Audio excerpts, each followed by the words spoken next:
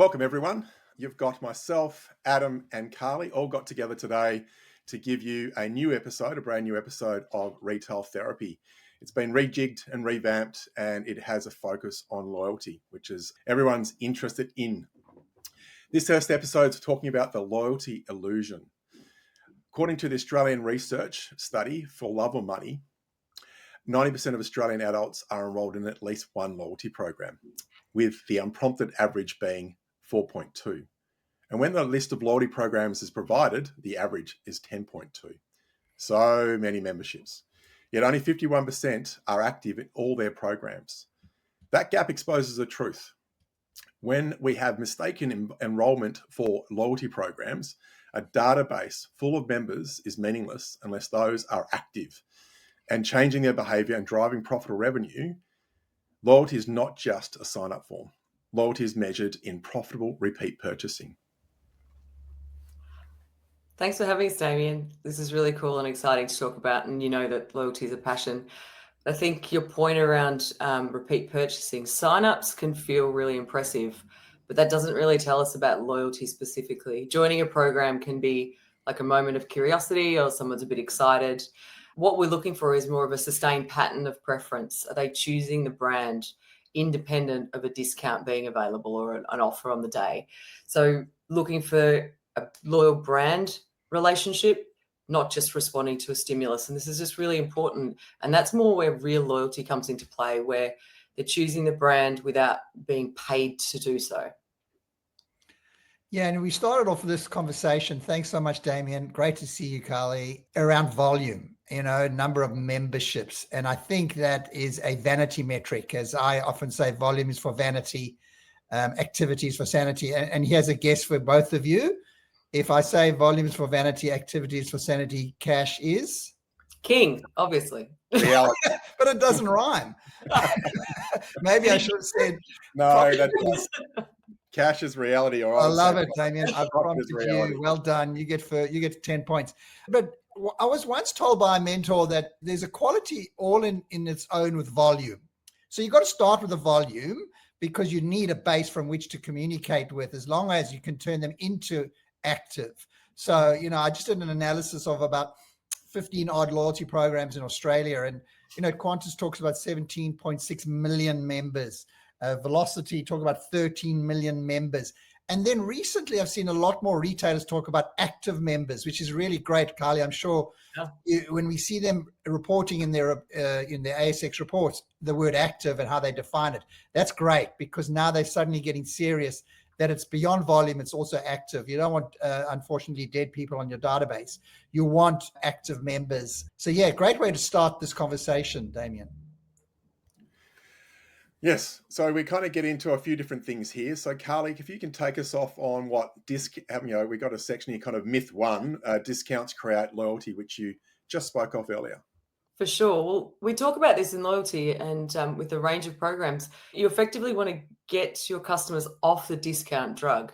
Running that way long term, it doesn't drive return on investment for the business. And all we're doing is driving behavior around the discount of the day.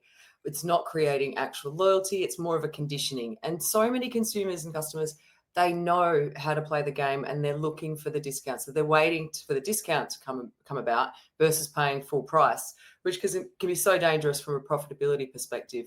So this is why we're looking at how do we remove the discount drug, but still offer value back so the customers want to still come back and engage.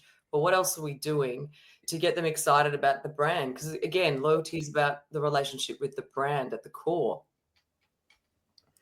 Yeah, I couldn't agree with you more, Carly. So if your acquisition cost is $40 and you pay another $20 in discounts to drive that second purchase, there you go. You turn loyalty into really an additional cost per transaction, yeah? Yeah. And it's useful in a spike promotion, sure. And there's really great utilization of discounts and offers, but it's not long-term loyalty. It's not the same thing. Yeah, I agree with you. It doesn't really compound profitability, so it really destroys it. So you're paying to maintain a customer rather than banking profit from them. Yeah, I think both of you have hit a really important nerve in loyalty programs by definition. If a discount is a financial structure, which is an ongoing mechanism, in a program that, you join our program and you always get a discount. There are programs out there, and we all know programs like Linen Lovers, which is a subscription, which is like, you pay $20, I think it is $19.95 for 2 years. So they've got a revenue in, but their proposition is fundamentally a massive discount. But clearly they know that their model works because customers, are there, they join the program, they committed by the subscription, but they know they're going to get a discount. And often discounts are there to actually educate us to pay less. And, you don't get that upsell. So the discount drug, as you call it, Kārli, I love that analogy, is used in many different retail scenarios and in loyalty programs, but can be very, I guess the word, as you said, Damian, can kill the margin, and then, we're left without a business. So the next session we go into, guys, is myth 2. So points create loyalty. Adam's very passionate about this, so he'll take the lead on this. A loyalty program is not a points program, Damian. How many times, Kārli, have you said we want a program and it's got to be points? Points is a mechanic, and it's a powerful mechanic, and we all know that fundamentally loyalty programs are built like a game, goals, rules, and feedback. And the mechanism that's used to change behavior is a point, because it disguises value. If we really want to be careful about how we position points, it's fundamentally there to take away for the consumer or the member, the half a cent that they're actually worth, or the 0.2 cents, because people think 1 point, but they don't know that it's only 2 cents or 1 cent. So it can be a bit misleading, but we all live on points many programs are. And I guess all I'm saying here is it's only one mechanic and one part of a program structure. Well, I think along with that, you look at a different version of points and accruals, which can be some of the tiered programs. And, too, we could call that a Sephora and Mecca, members chasing the tiers. But it's not just about the discount again. We're not going back there. They're becoming more in a tier of the VIP. You're getting your sense of belonging. There are items and freebies along the way, personalized comms. It's a really engaging program. Both of them are really engaging because they understand their members, and members then don't want to lose their tier. We talk about loss aversion. They don't want to be dropped back down. So once they've achieved a certain tier, they want to maintain that. And these programs do an amazing job of communicating with members, but keeping it exciting along the way. The beauty boxes and surprises you get, they're genuine, real surprises most of the time. And that's pretty rare in life these days. So they create excitement, belonging, all of the really cool stuff. And they're not just focusing on points or discounts. Thank you, Kārli, and thank you, Adam. Look, part of my perspective here is that, and I've always kind of thought about this, is it's, when you're having trying to drive loyalty, it's about giving something away from your business that is low actual cost to you, but a high perceived value to your consumers. Yeah. Then the economics kind of stack up. So from a commercial perspective, points can drive, good profitability if they actually increase your contribution margin over time. But when they dilute that margin, and when they do not change the velocity of a purchase, how quickly someone purchases or how frequent they do, or customer lifetime value, simply a cost of goods sold. And I suppose a program, which I know Adam hates me mentioning, but a loyalty program can be very expensive to run in a business if it's not actually paying for itself. It's actually not driving the behavior you need, and more importantly, the profitability per customer at the end of the day. So we get into section 4 now. We're going to talk about myth 3, which is more members equals more loyalty. Member volume is not loyalty, as we've just heard Adam talk about before. It's really a vanity metric, quoting Adam. A loyalty program should not be judged on how many people join, but how many people return and how much profit each return generates. The program recruits millions of members, but only a fraction make up multiple frequent purchases. Maybe they're the active members you were talking about before, Adam and Kārli. The business has not built loyalty, it's built overhead. Over to you, Kārli. When we really think about it, true loyalty, it should shift the customer preference and behavior. I mean, that's what we're aiming for. So if the behavior is not changing, it's not actually loyalty at all, whether it's a loyalty experience, whether it's a loyalty program, whether it's a loyalty outcome.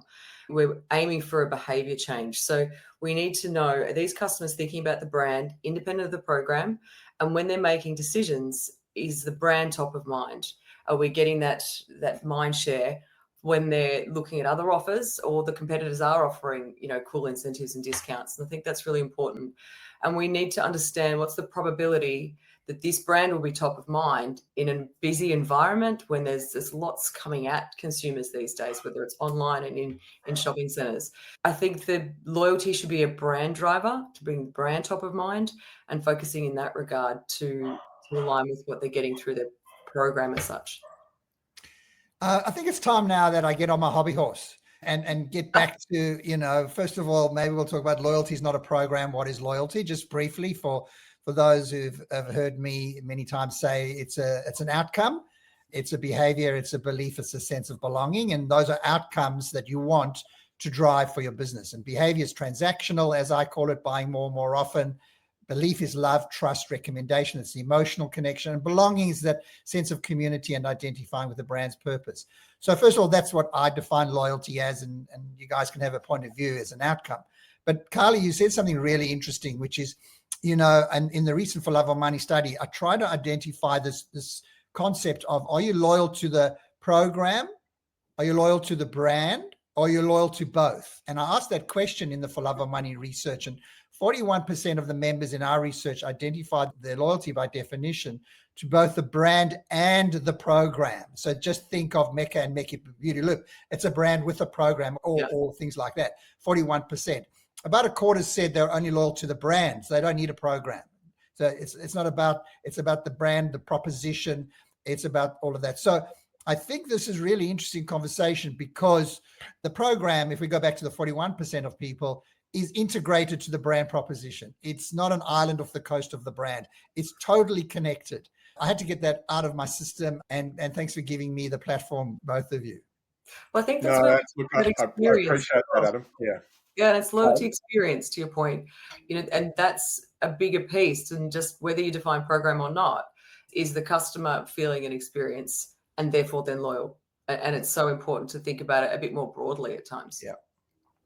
Yeah, I think to extend that, guys, would be to go to the extent of customer experience. So if it's seamless or integrated or just part of the DNA of how the brand goes to market, then it's actually building upon that customer experience, which then they can't be loyal to just a program, which is just being the incentive or feeling good from that program or the benefits of that program, but not to the brand. That's why I suppose you were mentioning before that the Meccas and the Sephoras and others that do it very well is it's one of the same.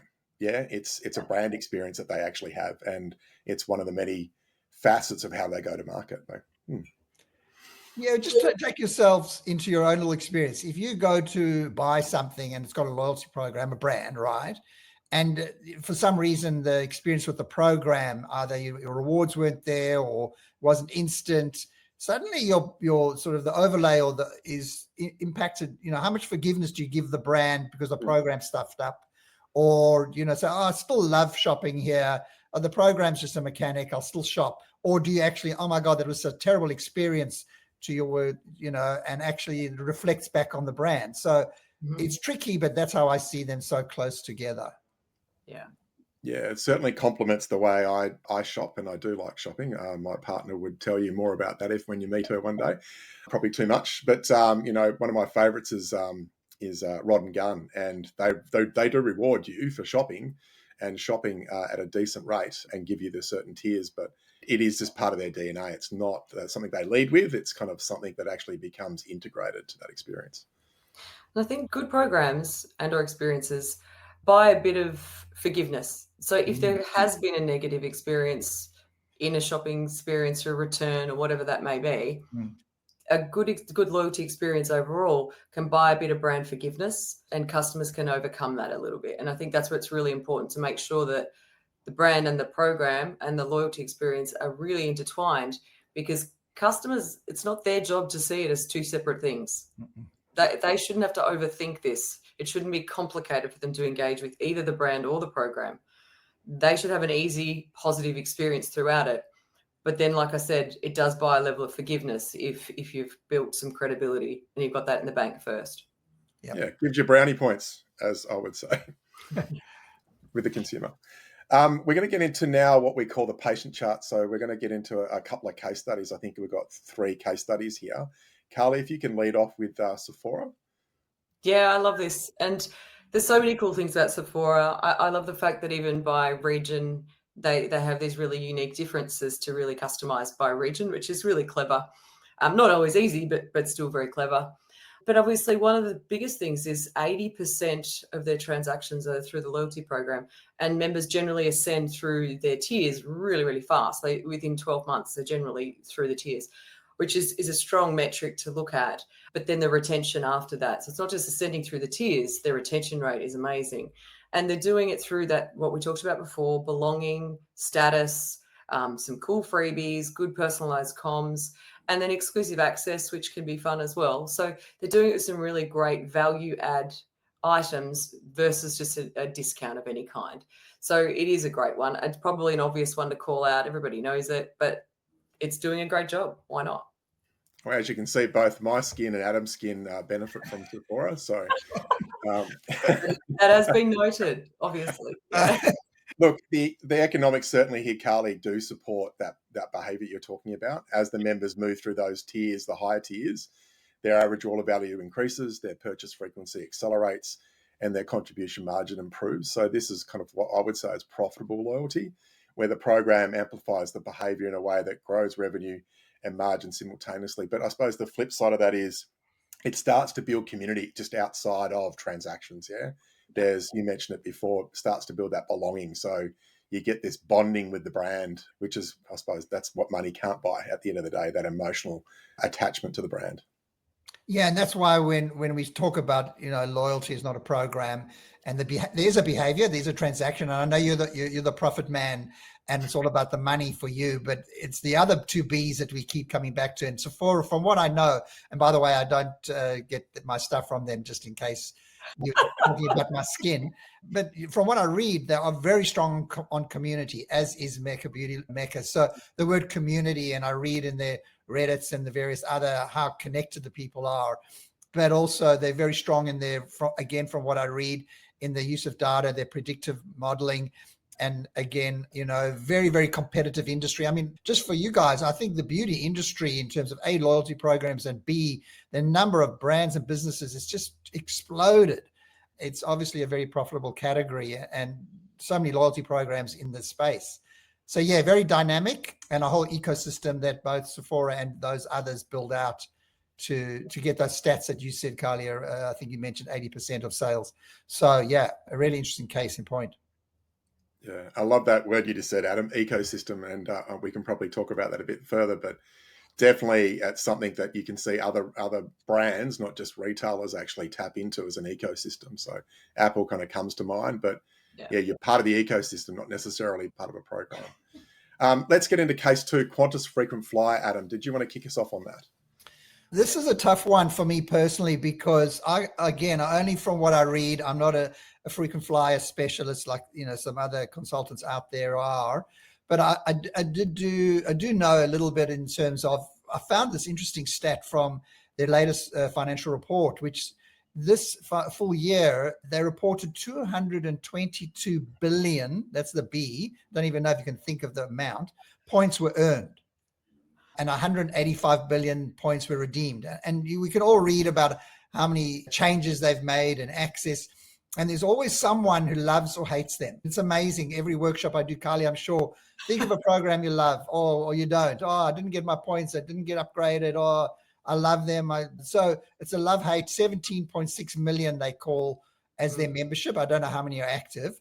Outside of that and their tiers and the fact that they really are godfather, godmother, whatever, the biggest in Australia. Everyone refers to them, so what they do goes right down to all others. So that's my commentary on them. We love them. And some of us, when we fly, we don't, but that's the brand and that's the program. I mean, we can put aside the latest and greatest of their currency conversion and changes they're making, but generally speaking, as a loyalty experience, I mean, you're not just collecting points with them. It is that going back to belonging and moving up through tiers, as we've already talked about. And then it's the loss aversion, which you mentioned earlier, that once people hit a certain level on a certain tier, they don't want to go backwards. And a lot of people will do some pretty crazy things to maintain tiers, pay higher prices for flights, etc., or travel when they probably didn't need to, whatever it might be, to maintain their tiers, because it is the status, but it is also some of the added benefits of being at certain levels also. So I think, as you said, Adam, it's definitely always a call out. It's always a number one, for good or for bad, and it definitely gets its critique. But hey, they're still getting called out as some of the number 1, 2, and 3 programs in the country. So can't be doing everything wrong. And they lead straight into you, Damian, because they're a profit master. Yeah. Look, I mean, I love what we're talking about here. I mean, Qantas, as far as my memory is, probably one of the earliest or one of the first loyalty programs I would have ever joined, and still an active member in it. Yeah, it's I suppose probably one of the first things that I actually got experience in loyalty. Look, financially, Qantas has proven what happens when loyalty is treated as a strategic asset for them. It's always been kind of part of their fabric. It's not a marketing initiative for them. Each member represents a recurring profit. It's not a recurring cost for them. And the program funds itself through increased margin, enhanced customer retention, and diversified revenue streams. So it's multifaceted, it's quite complex, but also interesting how it works across all different levels of their business. And even created sub-businesses that kind of run off that, and sub-brands that run off it. Very interesting from that perspective. Let's move. Can I just interrupt you there, because you said something that I really feel us as loyalty practitioners and people, and I'm going to quote it back. You said something to the effect of they're about a loyalty profit engine, not a cost. Yes. And I'm still hearing, and Carly, I know you're smiling, but we're still hearing about loyalty programs being a cost. And the way you position that, recurring profit, not a recurring cost, we've got to make sure programs do that. Yes. All the time. And I know we're going to get to financials at some stage, but just that quote of the day is, every program should be a recurring profit, not a recurring cost. Yeah. Thank you. Let's get into the final case I think we've got today, and then we'll do a bit of a wrap up, guys. So the next one we've got, Carly, which you'll take the lead on, is Woolworths Everyday Rewards. I'll get that out. And what we think about that. This is a bit of a different tone of what we've been talking about today already, because it's a bit more habit-based, right? So it's totally different. This is high frequency habit. And I think supermarket programs are quite interesting in the fact that it's created, the loyalty is created quite differently. People will shop in certain vicinities, whether it's close to their home, close to their work, and it has to be convenience. I mean, it's called convenience stores in a lot of cases, but it does need to be convenient as well as habit. And why? One of the most interesting things I like to watch is when Coles and Woolies both run their promotions that are the little kids giveaways, and how spend changes and can really switch just during the period of those giveaways. Because let's be honest, parents will buy where their kids are demanding in a lot of cases. So while, yes, very strong loyalty program without a doubt, it's creating repeat behavior and habit, etc.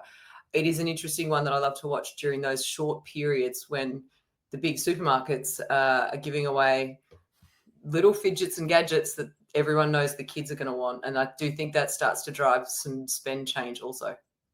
And do you really think that it actually keeps people for the longer term, or is it sort of like a little bit of a, let's call it the drug, the collectible? Because collectibles are massive for both of them. And I wonder, I mean, I don't know the numbers, but I wonder how many people who come in just for those and then are promiscuous again across all of the grocery stores and the programs.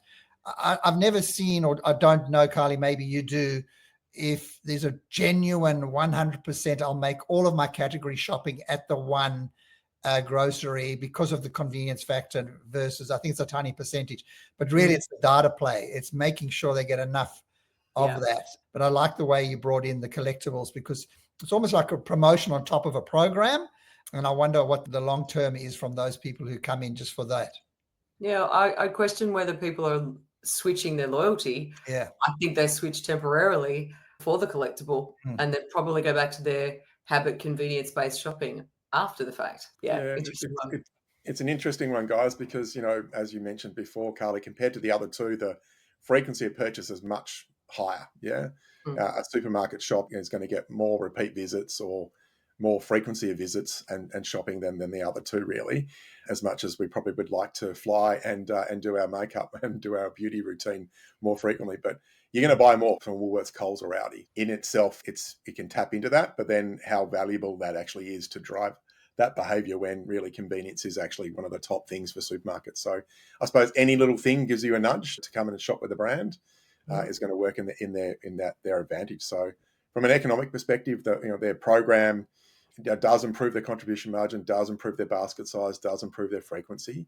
The data play, as you mentioned before, Adam, enables Woolworths to optimize their promotions, reduce waste, do targeted promotions based on what you've been doing and how frequently you're redeeming point or acquiring points. And they can kind of price strategically at a store level that way and encourage you to go to a specific store. So that does really have a good economic control system in place. And I suppose the counter effect to that is Flybuys with Coles. So they both kind of do the same thing. Yeah, you need to have done enough volume of shopping with either of them to really make a definite impact on, I suppose, the benefits you redeem with them, though. And I just want to take that a bit further. And it's actually not only about the program that Everyday Rewards and Flybuys, but it's about their partnership ecosystem. Yeah. And I call it OPM. Now, do you know what OPM is? No, other people's money. Yes. And partnerships is fun. I mean, those ecosystems, they sell their points, obviously, and they make money. There's a battle for partners now. If you just watch what's going on, I mean, I just saw Everyday Rewards, partner with Amex and with ANZ's credit cards and giving people the opportunity to move their credit card points into an Everyday Rewards, sweep their points out. And that's a really interesting indication of some of those credit card programs, which we maybe discuss another episode, and the changes that are coming, how they are actually going into everyday spend. And I see it as an interesting timing because Christmas is coming and people out there need a little bit of extra funds to, and getting that off your credit cards is a great way for the Everyday Rewards, which they're doing, to stay within their ecosystem and to drive the spend. I think it's very smart, actually, and how they're using that. But, the data play, the partner ecosystem, that the retail media, it's really the big play there. But without the program, can you imagine if Everyday Rewards closed tomorrow or Flybuys closed tomorrow? That's why they're so powerful. Well, to your point, Adam, I think that's where loyalty is at core of this, right? And these evolutions are fantastic, whether it's retail media, but it started with the loyalty program. It started with that first. It started with loyalty, remember, Carly, not program. I just say it. Wow. We don't want to get the look from Adam, really. I just say it very much. Okay, I won't. But the OPM, I'll just want to say one thing on that, Adam and Carly, is, hugely powerful. I've been one of their partners in those programs. So when I was at 40 Winks, we leveraged the Qantas frequent flyer program to generate, sales, generate reasons to come and, get traffic to stores, get traffic to our online store. It was a lever that we could pull. And it was a lever that actually we didn't have to give away as much contribution margin when we did it. Had a high perception, depending if you were part of the program and how much you valued it, but it would help us drive traffic and drive profitability, which is fantastic. When I was at Autobarn and when I was at Midas, we used Velocity, so the other end of the scale. But it's very hard to get in those programs. And also you need to burn through enough points and people be redeeming enough points as a partner to stay in that program. So as their preferred automotive supplier or their preferred bedding supplier. So it's very competitive to get in the program. And also then you need to be leveraging it and doing well out of it to actually stay in the program. Yeah.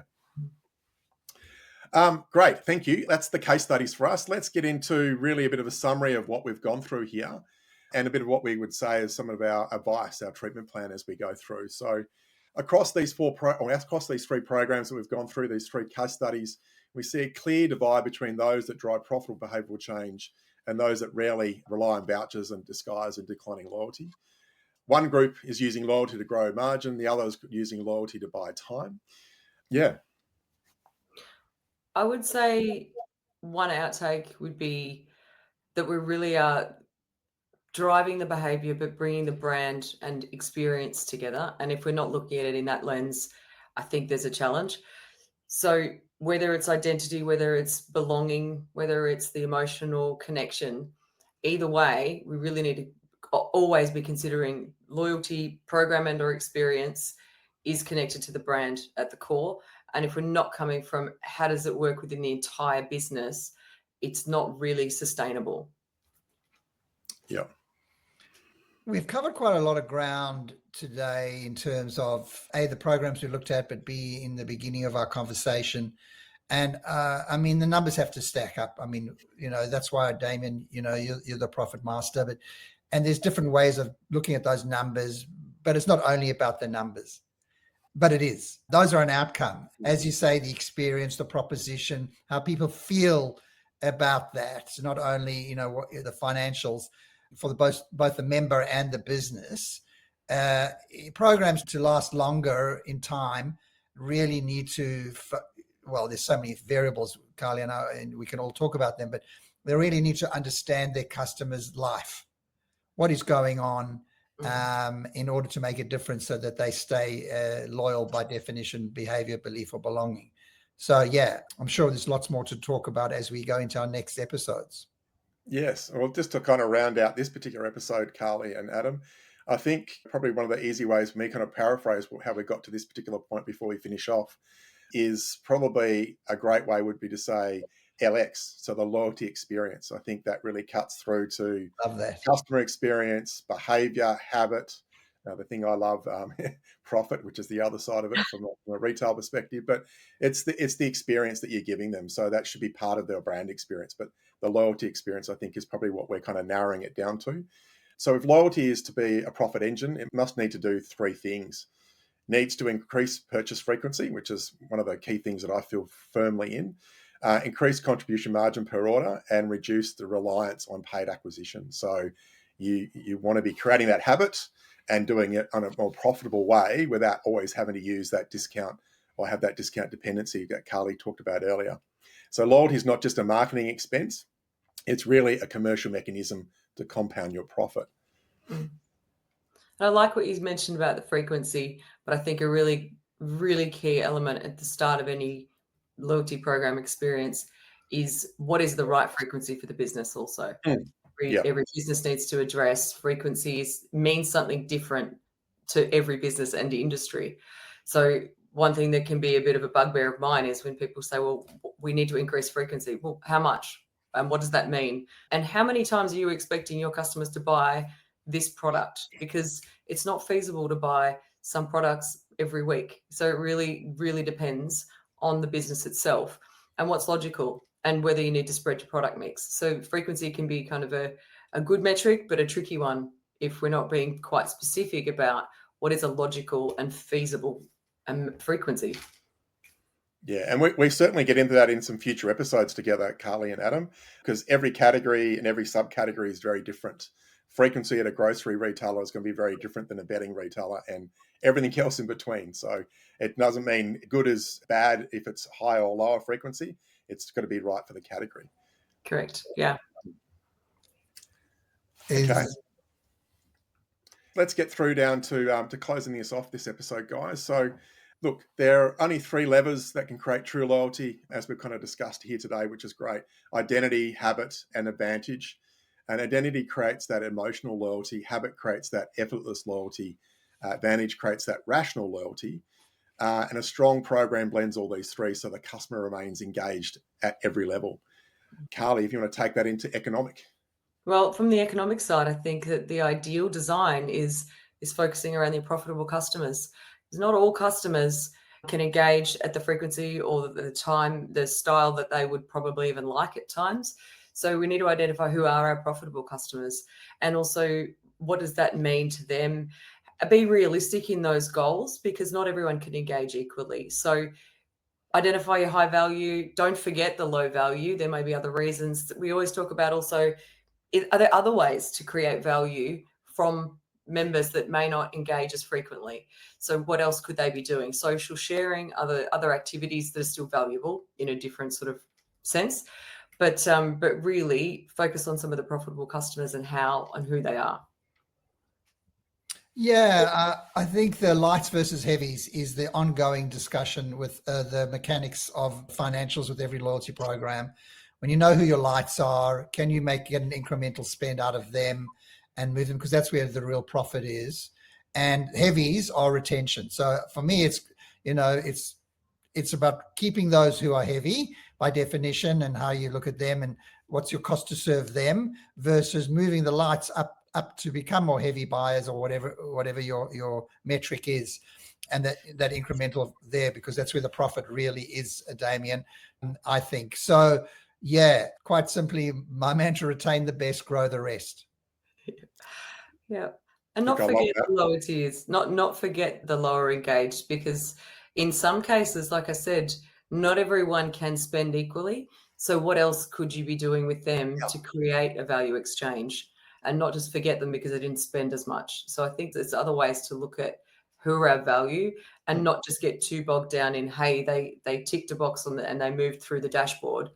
Are we still engaging them in other ways? Mm-hmm. Yeah, I love what we just said there, 𝗟𝗏, because it's almost the flip side of the tiers that you have in the programs. Yeah, so we talked about Sephora before, and obviously Qantas with the tiers, but it's almost, you've got to tier your cohorts of customers or your lifetime value groups of customers. Yeah, and you're always trying to get the next, but you're trying to get them into the next level. So yes, you've got your top lifetime value cohort, and then the next tier, you want to move some of those back into that top tier. But like you said, the bottom tiers, how can we get them to be slightly more loyal or have a slightly higher frequency than the tier that they're currently in, or how they're categorized or sectioned off or segmented off now for the business? So you kind of have that internal tier when it comes to lifetime value, and be looking at all those different tiers, because I suppose how they work together is how it actually increase your profitability overall. So kind of to finish off this episode, guys, when you stack your contribution margin and repeat purchase rate, you reveal the truth about your loyalty profitability. If your margin's declining while repeat is increasing, you don't really have loyalty, you have a cost to the system, which we were trying to talk about earlier today, was actually trying to get that loyalty happening as a profitable engine in the business. So loyalty must increase both the margin and retention simultaneously. Otherwise, you're profitable, but you don't have enough customers to be profitable from if that cohort or that segment is leaving your business.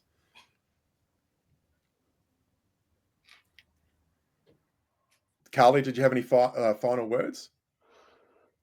I think that a good profit model, when designed correctly, can be one of the strongest competitive advantages in the market. Easier said than done in some cases, that's for sure. But that is definitely our objective at the start of any program design. So how do we create a logical, profitable program that resonates with your customer base? Yeah. And any final words from the guru of loyalty, Adam? No, there's no such thing as a guru. We're all learning as we go. Damian, I think that this episode, I didn't, think we'd go so wide, so deep, so amazing with both of you today. Meaningful to your member, profitable to your business. Yeah. And belief in buy-in by it. Actually, it's three things. A program should be meaningful to your member, profitable to your business, and then a buy-in by your team. So those three Venn diagrams come together, especially if you've got a team at point of sale. And how, hopefully we'll go into the how under each of those later on, and hopefully an episode on team, because I'd be really interested to know, Damian, your point of view on how, when you were running those retail businesses, how you did engage your team. 𝗟𝗏, you and I both would have different war stories to share. I think team should be an episode. They're often forgotten. Absolutely. Fantastic. Thank you very much, Adam, and thank you very much, 𝗟𝗏. I'll just finish with a closing line for us. We really want loyalty to be a profit model, and when it is designed correctly, it does become the strongest competitive advantage that you can have, whether you're a direct-to-consumer business or whether you're a retailer, which is what I am through and through. Thank you very much, guys, and thank you very much, everyone, for watching. Thank you. Thanks.